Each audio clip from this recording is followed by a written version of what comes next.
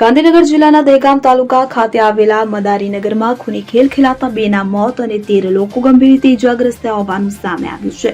મદારીનગરમાં રહેતા વનરાજ મદારી અને તેની પત્ની વચ્ચે ઘણા સમયથી ઘરકંકાસ ચાલતો હતો અને 1 મહિના અગાઉ વનરાજ તેના પિતા સહિતના સાસરિયા ઉપર તેની પત્ની પરિવારજનોએ હુમલો કર્યો હતો. જે મામલે સદાનાથ મદારી, ધારાનાથ મદારી તેમજ ભૂપતનાથ મદારી અન્ય વિરુદ્ધ ગુનો દાખલ કરવામાં આવ્યો હતો કે જે ગુનાની જામીન સહિતની કાનૂની પ્રક્રિયા અંગે તેઓ દહેગામ પોલીસ સ્ટેશનમાં આવ્યા હતા કે જેમાં જામીનની પ્રક્રિયા સહિતની કાનૂની પ્રક્રિયા અર્થે તેઓ પોલીસ સ્ટેશન આવ્યા હતા કે જે બાદ કાનૂની પ્રક્રિયા પૂર્ણ કરીને ઘરે જતા તે દરમિયાન વનરાજ અને તેના સાગરીતોને પીછો કરીને કપડવંજ ઉંટડિયા મહાદેવ રોડ ઉપર વનરાજ અને તેના સાગરીતોએ ભેગા મળીને ગાડીઓને આંતરી બોલેરો ગાડી ઉપર લાકડી વડે હુમલો કર્યો હતો.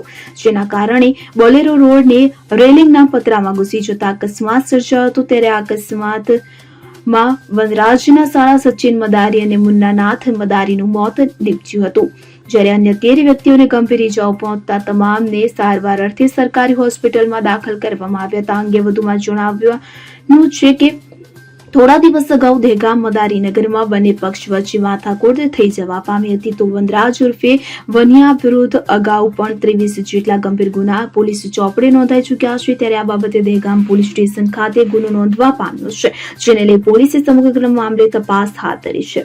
અગરસિંહ ચૌહાણ સાથે CN24 ન્યૂઝ, હરસોલી, દહેગામ.